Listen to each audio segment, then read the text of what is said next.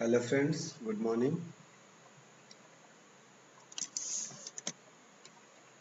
अगला जो हमारा टॉपिक है अनकन्वेंशनल मैन्युफैक्चरिंग प्रोसेस में, वो हमारा है electro discharge forming and electromagnetic forming. तो इलेक्ट्रो डिस्चार्ज फॉर्मिंग को हम इलेक्ट्रोहाइड्रोलिक फॉर्मिंग भी बोलते हैं। तो इस टॉपिक के बारे में हम थोड़ा सा डिस्कस करेंगे। अगर मैं इसके बारे में डिस्कस करने की बात करूं, तो सबसे पहले मैं बात करना चाहूँगा कि इसके बारे में हम लोग पहले भी डिस्कस कर चुके हैं। इलेक्ट्रो डिस्चार्ज मशीनिंग के बारे में, इलेक्ट्रोमैग्नेटिक मशीनिंग के बारे में, तो इन सारी चीज़ों के बारे में हम डिस्कस कर चुके हैं। जो हमारी कन्वेंशनल मशीनिंग होती है, कन्वेंशनल फॉर्मिंग होती है, उसके बारे में भी हम पहले डिस्कस कर चुके हैं।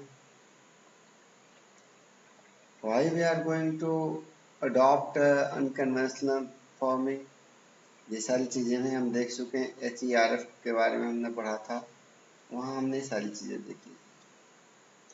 ये हमारे जीवन में इतनी ज़्यादा महत्वपूर्ण क्यों है, ये भी हमें जानने की ज़रूरत है। तो ये सारी चीज़ें भी हम यहाँ से स्टडी कर सकते हैं। तो एक ओवरव्यू अगर मैं आपको बात करूँ, तो इन टॉपिक्स के बारे में हम आज जो जैसा कि हम कवर कर पाएंगे, ज़्यादा से ज़्यादा अगर हम कवर कर सकते हैं, तो हमारा इलेक्ट्रो हाइड्रोलिक फार्मिंग ही हो पाएगा। तो इसके बारे में हम बात कर लेते हैं। इलेक्ट्रो हाइड्रोलिक फार्मिंग के बारे में इंट्रोडक्शन के पार्ट्स को हम जानेंगे थोड़ा सा। What is the process, principle क्या है, कैसे ये इसका प्रिंसिपल है, किस प्रिंसिपल पे ये वर्क करता है। देन आफ्टर हम डिस्कस करेंगे इसका जो सेटअप है, उसका कंस्ट्रक्शन कैसे किया जाता है, what is the constructional details. After that we will discuss about the advantages. Advantage के बाद हम डिस्कस करेंगे लिमिटेशंस को, और फिर हम पर्टिकुलर प्रोसेसेस के एप्लीकेशंस क्या क्या हैं, उनके बारे में भी हम डिस्कस करेंगे।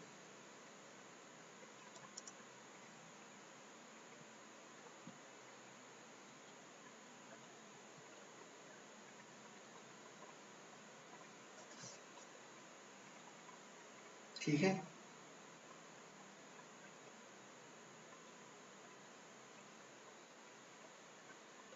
तो हम बात करते हैं इंट्रोडक्शन प्रोसेस की।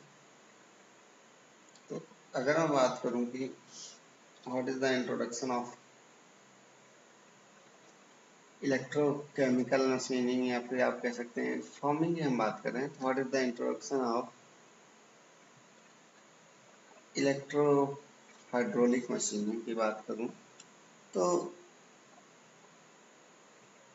अगर मैं इनकी बात करता हूं, तो इसमें क्या होता है कि large amount of energy apply होती है at a short period of time, और you can say at short interval. Suppose एक इंस्टेंट पे जैसे सडन लोड अप्लाई होता है, अगर हम मैन्युफैक्चरिंग अगर हम बात कर रहे हैं,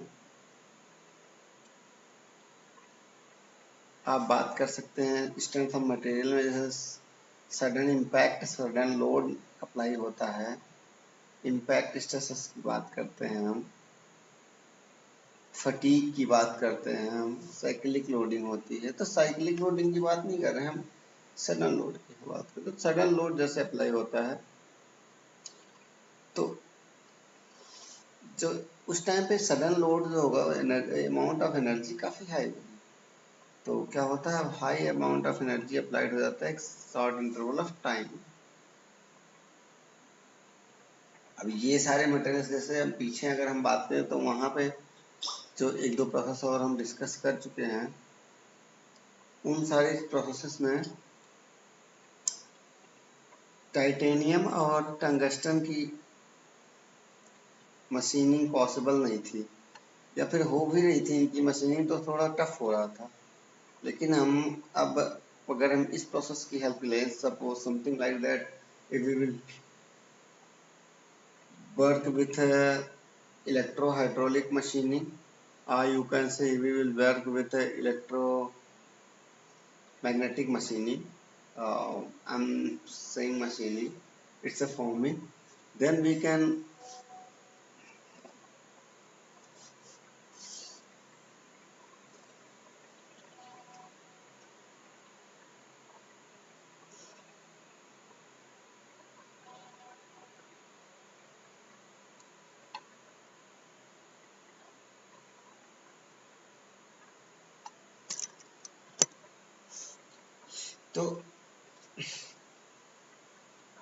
तो हम क्या कर सकते हैं कि इनकी मशीनिंग की है, इनकी इस टाइप की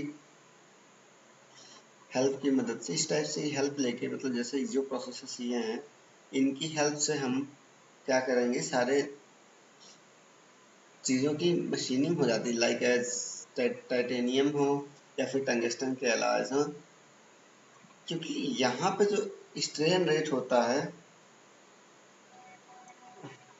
वो काफ़ी हाई होता है।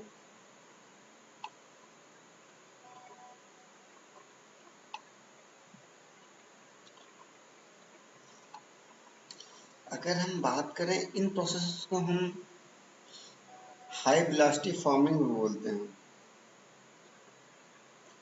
हाई वेलोसिटी फॉर्मिंग बोलते हैं। क्यों? क्योंकि जो यहाँ फॉर्मिंग का रेट है ना, वो काफ़ी रैपिड है। ये पूरी प्रोसेस क्या है, रैपिड रेट पे, किसी भी पार्ट की जब फार्मिंग करते हैं तो वो रैपिड रेट पे करते हैं, दैट्स वाई हम इसे हाई वेलोसिटी फॉर्मिंग भी बोलते हैं। इन प्रोसेसेस की अगर हम कुछ एडवांटेजेस बताते हैं तो आपको बहुत सारे एडवांटेजेस मिलेंगे इस फॉर्मिंग प्रोसेस के, लाइक दैट कि आपने क्या कर रखी है कि आप इलेक्ट्रो डिस्चार्ज या इलेक्ट्रोमैग्नेटिक फॉर्मिंग की बात करो, तो इलेक्ट्रोमैग्नेटिक फॉर्मिंग के जो एडवांटेजेस की बात करें तो ये है कि इनकी डाई कास्ट काफ़ी लो होती है, मेंटेनेंस ऑफ टॉलरेंस होता है, इजी होता है, मोस्ट ऑफ मेटल्स की फॉर्मिंग कर लेते हैं हम इसमें। और जो मटेरियल्स में स्प्रिंग बैक आता है, स्प्रिंग बैक वो चीज़ें यहाँ पे नहीं होती, स्प्रिंग बैक का इफेक्ट दिखाई नहीं पड़ता, शो नहीं होता। अब सबसे बड़ी चीज़ ये है कि व्हाट इज स्प्रिंग बैक। तो मैं थोड़ा सा इस पे बात करना चाहूँगा कि स्प्रिंग बैक क्या है।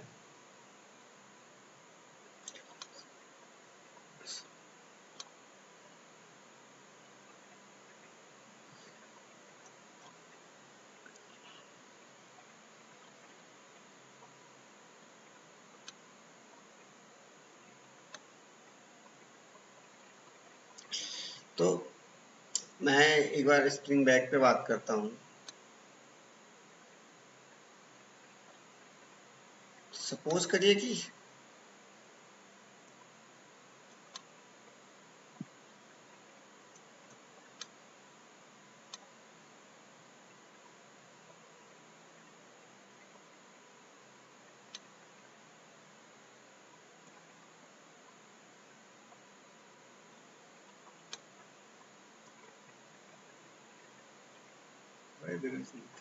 just wait for 2 minutes.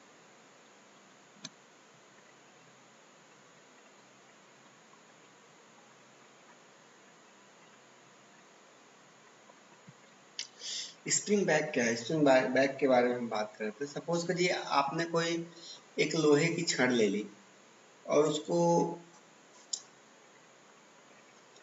60 degree पे, मतलब एक लोहे की आपने छड़ ले ली और उसको बेंड कर दिया। सपोज वो थी 3 मीटर की, या आप कह सकते 3 फुट की थी, आपने 1.5 फुट पे एक बेंड मार दिया और उनके बीच में जो एंगल बना वो बना 60 डिग्री। फिर आपने एक सिरे को स्टेशनरी कर दिया और दूसरे वाले सिरे पे आपने एंगल कम करने के लिए इम्पैक्ट लोडिंग मारी। जब आपने इम्पैक्ट लोडिंग मारी तो वो 40 डिग्री तक बेंड हो गया, बट जैसे ही आपने इम्पैक्ट लोडिंग हटाई, मतलब at the time of impact जो एंगल पहले 60 डिग्री का था वो अब कन्वर्ट हो गया 40 में। लेकिन जैसे ही इम्पैक्ट हटा वो 40 कन्वर्ट हो गया 45 में। तो ये चीज होती है हमारी स्प्रिंग बैक।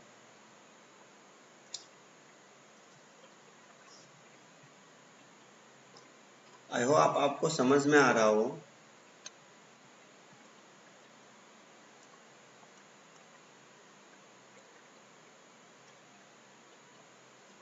एक और मेथड है अपने पास थोड़ा सा एक्सप्लेन करने के लिए, तो कोशिश करता हूँ मैं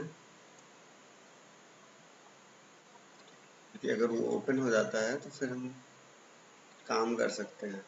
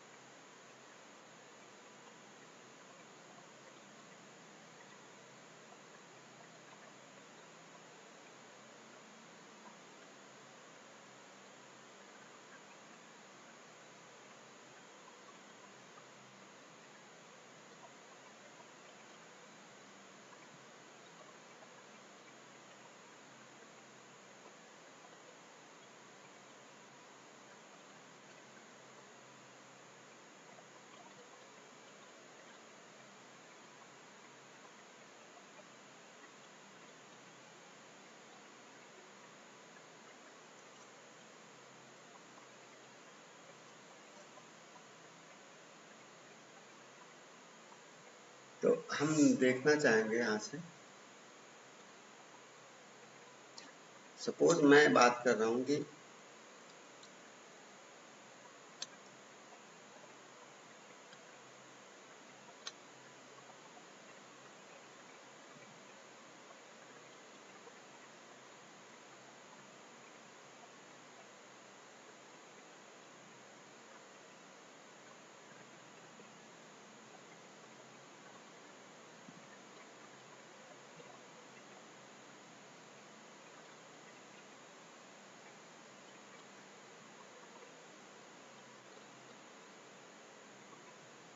सॉरी वो चीजें काम नहीं कर रही, तो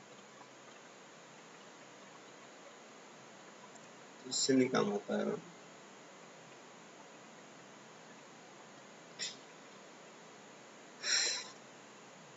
नेक्स्ट पॉइंट पे चलते हैं। स्प्रिंग बैक आई होप आपको समझ में आ गया हो। नेक्स्ट पॉइंट हमारा है, इस प्रोसेस की हेल्प से जो हमारा process component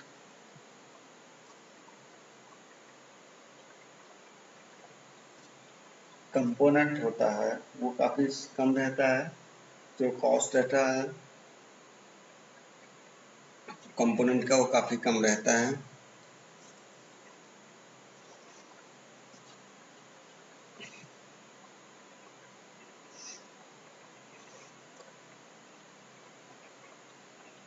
limitation of these processes need for skill.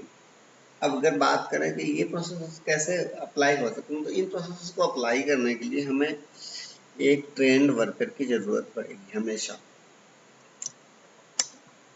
अब मैं थोड़ा सा बात करूंगा इलेक्ट्रो हाइड्रोलिक फॉर्मिंग की। ये मैं अभी तक जनरल चीजें बोल रहा था। अब इलेक्ट्रो हाइड्रोलिक फॉर्मिंग में हम बात करेंगे,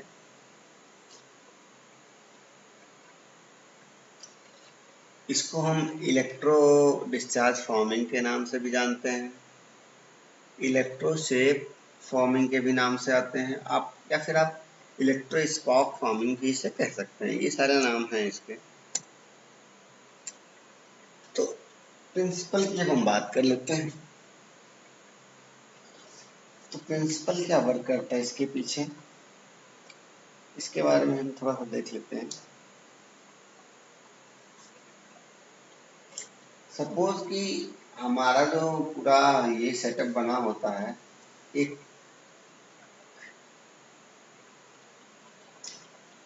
एक वैक्यूम क्रिएट पहले हमने कर दिया, और वैक्यूम जब हमने क्रिएट कर दिया तो वहाँ वैक्यूम कैविटी बनाई हमने, कैविटी पे हमने वैक्यूम क्रिएट किया, फिर आप कह सकते हो डाई है, डाई पे हमने वैक्यूम क्रिएट कर दिया और उसके ऊपर हमने मेटल शीट रख दी, फिर हमने उसके ऊपर पानी भर दिया, या फिर आप ऐसे भी कह सकते हैं कि पानी भर दिया पहले, या फिर पानी या लिक्विड कुछ भी कह लीजिए आप। देन हमने क्या किया, उसके ऊपर मेटल शीट रख दी, फिर हमने उसके ऊपर डाई रख दी। Die means die have a cavity. हाँ, तो फिर हमने क्या किया, उस वाटर लेवल पर हमने क्या, वाटर पे शॉक वेव्स बनाई, मतलब शॉक वेव्स जो है क्रिएट कर दिया। वो शॉक वेव्स कैसे क्रिएट की, high with the using of high voltage. अब वो शॉक वेव्स जो है लिक्विड में प्रोपेगेट होंगी टुवर्ड्स द ब्लैंक शीट, और वो शॉक वेव्स की एनर्जी इतनी हाई होगी कि जो हमारी ब्लैंक शीट है उसको डिफॉर्म कर देगी, और सॉफ्ट वेव्स जो है डिफॉर्म्ड हो जाए in the shape of cavity. ठीक है, तो in the shape of cavity, या फिर आप कह सकते हैं डाई के फॉर्म में फॉर्म हो जाएगी। तो ये हमारा जो है बेसिक प्रिंसिपल है। ठीक है, अब हम बात करते हैं शॉक वेव प्रोसेस।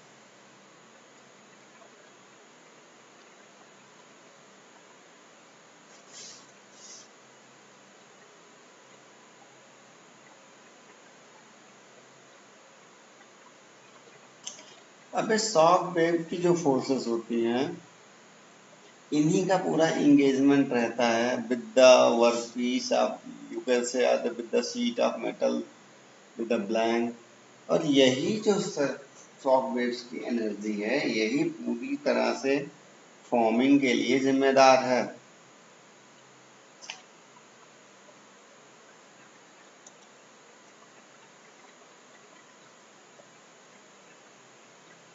अब मैं वर्किंग कंस्ट्रक्शंस के बारे में बात करूंगा थोड़ा सा, और माफ कीजिएगा ये वर्किंग कंस्ट्रक्शन ही आपका लास्ट टॉपिक होगा आज का, उसके बाद आगे हम कल देखेंगे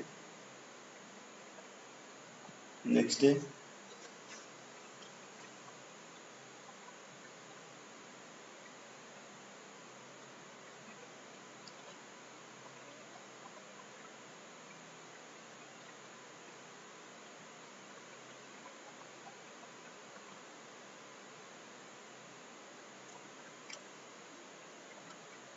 ये जो हमारा प्रोसेस है, इसमें एक चेम्बर बना होता है,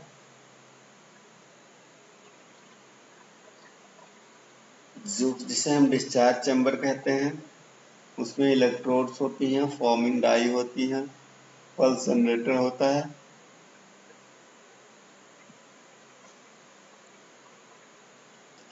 जिसमें कि high voltage low inductive blank of capacitors होता है। हाई वोल्टेज, जिसको हम सी से डिनोट कर रहे हैं यहाँ पे, high voltage high current discharge switch D, जिसको हम डी से डिनोट कर रहे हैं, और चार्जिंग एम्पलीफाइंग रेक्टिफाइंग सर्किट होती है इसे, जिससे हम फिगर 1 से बताएंगे, जो कि चीजें फिगर 1 में दिखाई गई हैं। जो हमारी कैपेसिटर ब्लैंक है, कैपेसिटर बैंक, वो जो डिस्चार्ज प्रोड्यूस कर सकती है वो 525 किलो वोल्ट तक प्रोड्यूस कर सकती है, और वो अप टू 100 किलो जूल तक एनर्जी स्टोर भी कर सकती है। जो मेटल शीट की ब्लैंक है वो डिस्चार्ज चैम्बर के ऊपर में रखी गई है,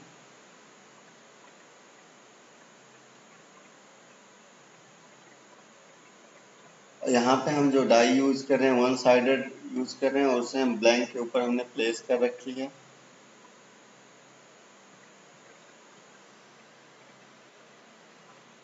और हमने ब्लैंक के नीचे के वाटर एयर को पहले हटाकर, पहले हमने उस चैम्बर में पहले वाटर को भरा है, फिल किया है। आफ्टर दैट हमने फिर इलेक्ट्रोड वगैरह को सेट करके फिर हमने ब्लैंक को उसके ऊपर रखा हुआ है।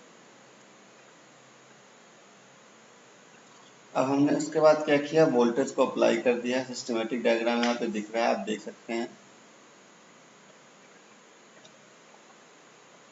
और चूंकि सर्किट नहीं कंप्लीट हो रही है तो इनकी सर्किट ब्रेक जब हो रही है, जो इलेक्ट्रोड्स हैं आप देख सकते हैं, इंसुलेटेड इलेक्ट्रोड्स यूज हो रहे हैं।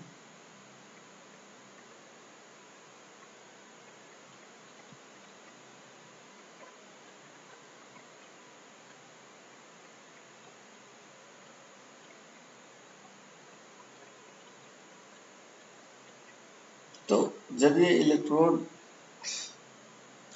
सर्किट कंप्लीट नहीं हो रही है और ब्रेक डाउन हो रहा है इलेक्ट्रिकल सर्किट में, तो ये एक प्लाज्मा क्रिएट कर रही है। इस प्लाज्मा की साइज क्या होती है, ये इंक्रीज होती जा रही है due to the increment in the size of this plasma, a shock waves is formed into the what। तो आप देख सकते हैं कि शॉक वेव्स फॉर्म हुई हैं। आप ये देख लीजिए, ये सेटअप है, मैं आपको दिखाऊंगा। सपोज करिए कि ये जो है कैविटी की सेटअप है और ये सिमेट्रिक टाइप की है, ये यहाँ पे भी सेम ऐसे रहती, लेकिन यहाँ पे आप देख सकते हैं कि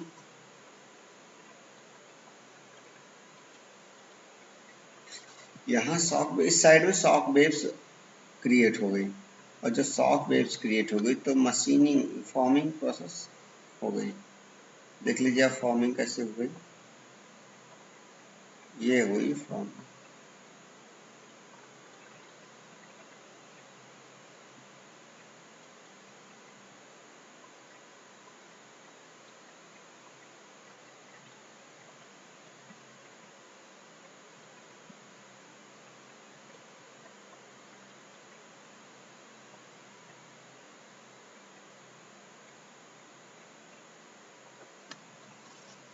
ये देखो आप,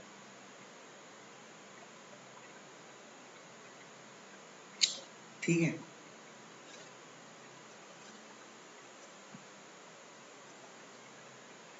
तो आगे हम कल डिस्कस करेंगे।